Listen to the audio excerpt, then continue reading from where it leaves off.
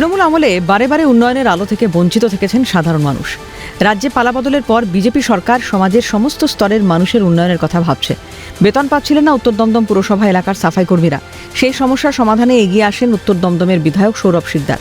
বিধায়ক আশ্বাস দেন তিনি সাফাই কর্মীদের পাশে আছেন। আগামী মাস থেকে সাফাই কর্মীরা সঠিক সময় বেতন পাবেন।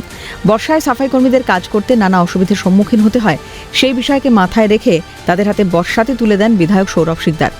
সাফাই কর্মীদের সঙ্গে আলোচনা চলাকালীন তিনি কোনো রকম প্ররোচনায় পা না দেওয়ার বিষয়ে সতর্ক করেন। তো এক সপ্তাহের মধ্যে প্রত্যেকটা যারা আছেন আমাদের সাফাই কর্মী তারা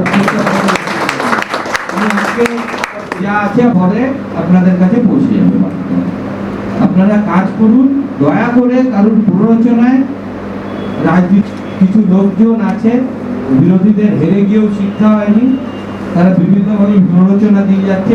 আপনি সিপিএম করেন, তৃণমূল করেন, কংগ্রেস করেন, ঠিক আছে, আপনি কাজ করেন, আপনার পাশে দাঁড়ানো, কিন্তু দয়া করে কাজের মধ্যে ইউনিয়নবাজি আনবেন না। আমি এটা কোনোভাবে বরদাস্ত করব না। বিধায়ক সৌরভ শিকদার বলেন, সাফাই কর্মীদের অভিযোগ শোনার জন্য কেউ ছিল না। বিগত তৃণমূল সরকার তাদের সুবিধা অসুবিধার ব্যাপারে কোনোদিন নজর দেয়নি। এখানে সাফাই কর্মীদের দীর্ঘদিন ধরে অনেক অভিযোগ ছিল। সবথেকে বড় কথা হচ্ছে এনাদের অভিযোগ শোনার কেউ ছিল না। না পূর্ববর্তী বিধায়িকা শুনতেন, না পৌরসভার যারা দায়িত্বে ছিলেন তারা শুনতেন।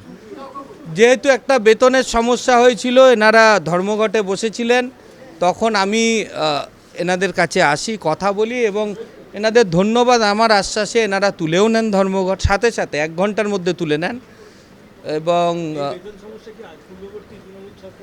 100 বার, হ্যাঁ হ্যাঁ, নিশ্চয়ই।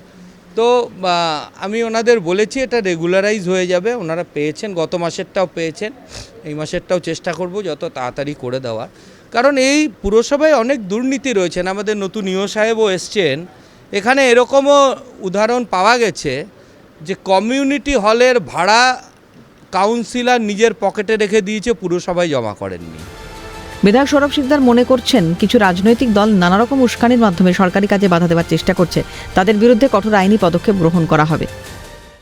মুশকিল হচ্ছে যে এরা অনেকেই জানেন না। এক তো এটা অ্যাওয়ারনেস করা, আর দ্বিতীয় কোনো রাজনৈতিক দলের উস্কানিতে সরকারি কাজে বাধা দেওয়া, বা যেটা আগের দিন হয়েছে কিছু সরকারি আধিকারিকদের গায়ে হাত পড়েছে, মারধর করা হয়েছে, এর কঠোর সাজা হতে চলেছে।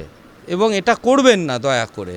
যারা আপনাদের পেছন থেকে প্ররোচনা দিচ্ছে তাদের এই রাজ্যের কোনো রাজনৈতিক গুরুত্ব নেই। বিজেপি সরকার ক্ষমতায় আসার পর রাজ্যের সামগ্রিক উন্নয়নের কথা ভাবা হচ্ছে।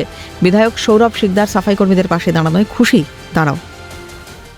বিধায়ক সৌরভ শিকদারের বার্তা যে এই ধরনের কোনো রকম প্ররোচনায় পা না দিয়ে সাফাই কর্মীরা যেন নিয়মিত কাজ করেন, তাদের সমস্যা মোকাবিলায় রাজ্য সরকার তথা বিধায়ক সর্বত তাদের পাশে আছেন। এখন আগামী দিনে এই প্ররোচনা এড়িয়ে কিভাবে নর্থ দমদম মিউনিসিপ্যালিটির সাফাই কর্মীরা সুষ্ঠুভাবে কাজ করে বিধায়ক এবং রাজ্য সরকারের সহযোগিতায়, সেটাই এখন দেখার। ক্যামেরায় বিধানের সঙ্গে সুদীপ্ত পাল, ক্যালকাটা নিউজ।